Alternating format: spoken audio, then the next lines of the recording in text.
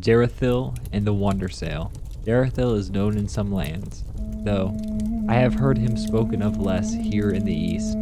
He was a king during the Shadow Days, times before memory, a powerful man, commanders of thousands, leader of tens of thousands, tall, regal, blessed with fair skin and even fairer eyes.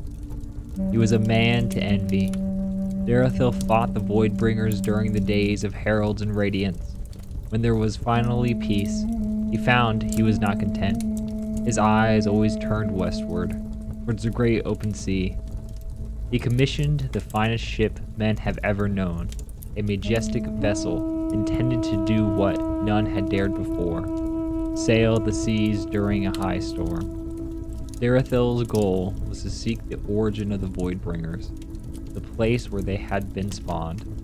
Many called him a fool, yet he could not hold himself back.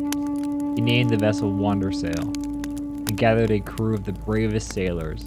Then, on a day when a high storm brewed, the ship cast off, riding out into the ocean. The sail hung wide, like arms open to the storm winds. The WanderSail ran aground and was nearly destroyed. Derethil and most of his sailors survived. They found themselves on a ring of small islands surrounding an enormous whirlpool, where, it is said, the ocean drains.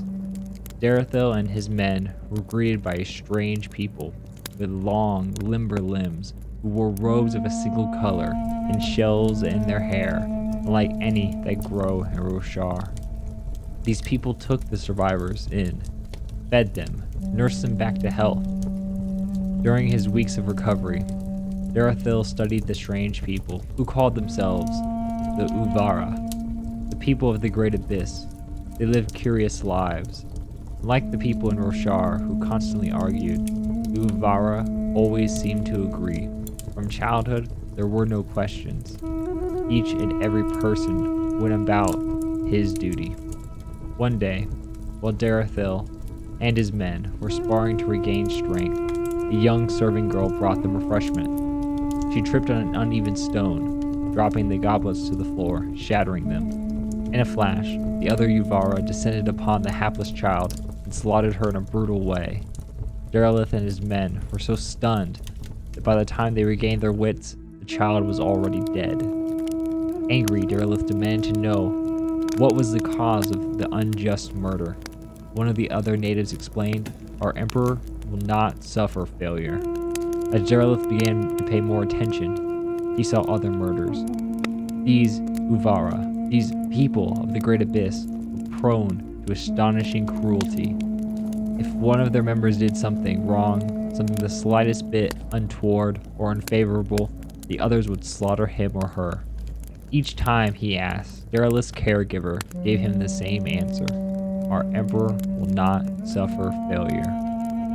The emperor, Derethil discovered, resided in the tower on the eastern coast of the largest island among the Uvara. Derethil was determined that he needed to confront this cruel emperor.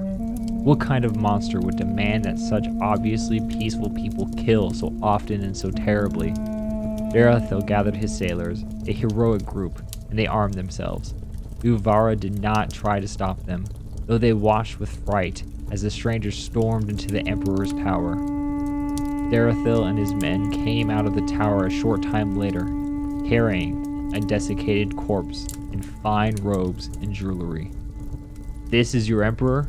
Derethil demanded. "We found him in the top room, alone. It appears that this man has been dead for years, but nobody had dared enter his tower. They were too frightened of him." When he showed the Uvara the dead body, they began to wail and weep. The entire island was cast into chaos as the Uvara began to burn homes, riot, and fall to their knees in torment. Amazed and confused, Derethil and his men stormed the Uvara shipyard where the WanderSail was being repaired. Their guide and caretaker joined them, and she began to accompany them in their escape. So it was that Nafti joined the crew. Derethil and his men set sail, and though the winds were still, they rowed the WanderSail around the whirlpool, using the momentum to spin them out and away from the islands. Long after they left, they could see the smoke rising from the ostensibly peaceful land. They gathered on the decks, watching, and Derethil asked Nafti the reason for the terrible riots.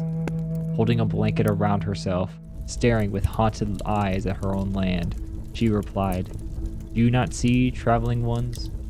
If the Emperor is dead, and has been all these years, then the murders we committed are not his responsibility, but our own." This story is from The Way of the King by Brandon Sanderson.